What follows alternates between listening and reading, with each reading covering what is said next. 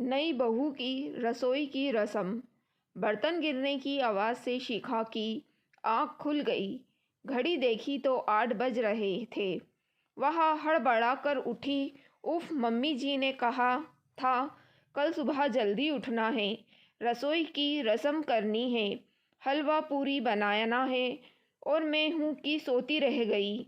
अब क्या होगा पता नहीं। मम्मी जी डैडी जी क्या सोचेंगे, कहीं मम्मी जी गुस्सा ना हो जाए। हे भगवान, उसे रोना आ रहा था। ससुराल और सास नाम का होवा उसे बुरी तरह डरा रहा था। कहा था दीदी ने, ससुराल है, ज़रा संभल कर रहना, किसी को कुछ कहने का मौका ना देना, नहीं तो सारी उम्र ताने सुनने पड़ेंगे। सुबह सुबह उठ जाना, नहा धोकर साड़ी पहनकर तैयार हो जाना, अपने सास ससुर के पाँव छूकर उनसे आशीर्वाद लेना, कोई भी ऐसा काम ना करना जिससे तुम्हें या तुम्हारे माँ बाप को कोई उल्टा सीधा बोले। शिखा के मन में एक के बाद एक दीदी की बातें गूंजने लगी थी।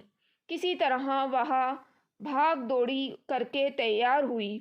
ऊंची नीची साड़ी बांधकर वह बाहर निकल ही रही थी कि आईने में अपना चेहरा देखकर वापस भागी। ना बिंदी ना सिंदूर, आदत नहीं थी ना, वो सब लगाना भूल गई थी। ढूंढकर बिंदी का पत्ता निकाला, फिर सिंदूरदानी ढूंढने लगी। जब नहीं मिली तो लिपस्टिक से माथे पर हल्की सी लकीर खींचकर कमरे के बाहर आई। जिस हड़बड़ी में शिखा कमरे से बाहर आई थी, वह उसके चेहरे से, उसकी चाल से साफ झलक रही थी। लगभग भागती हुई सी वह रसोई में दाखिल हुई और वहां पहुंचकर ठिठक गई। उसे इस तरह हड़बड़ाते हुए देखकर सासू माँ ने आश्चर्य से उसकी तरफ देखा, फिर ऊपर से नीचे तक उसे निहार कर धीरे से मुस्कुराकर बोली, जाओ बेटा, नींद आई ठीक से या नहीं? अचक्कर बोली, जी मम्मी जी, नींद तो आई, मगर जरा देरी से आई, इसलिए सुबह जल्दी आँख नहीं खुली।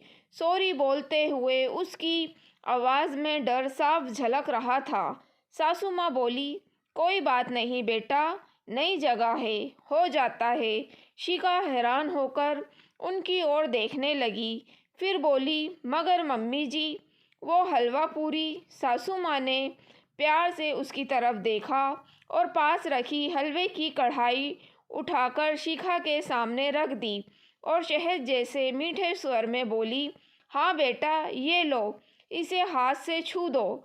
शिखा ने प्रश्न भरी निगाहों से उनकी ओर देखा। उन्होंने उसकी ठुड्डी को स्नेह से पकड़कर कहा, बनाने को तो पूरी उम्र पड़ी है, मेरी इतनी प्यारी गुड़िया जैसी बहू के अभी हंसने खेलने के दिन है, उसे मैं अभी से किचन का काम थोड़ी ना कराऊंगी।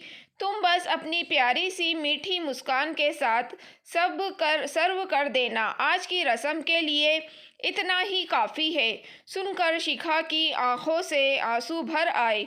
वह अपने आप को रोक न सकी और लपक कर उनके गले से लग गई। उसके रूंधे हुए गले से सिर्फ एक ही शब्द निकला, माँ। दोस्तों, अगर आपको कहानी पसंद आई हो तो प्लीज़ आप मेरे चैनल वॉइस ऑफ नीलोफर को सब्सक्राइब ज़रूर कीजिएगा और मेरी वीडियो को लाइक और शेयर भी ज़रूर कीजिएगा। Thank you for watching.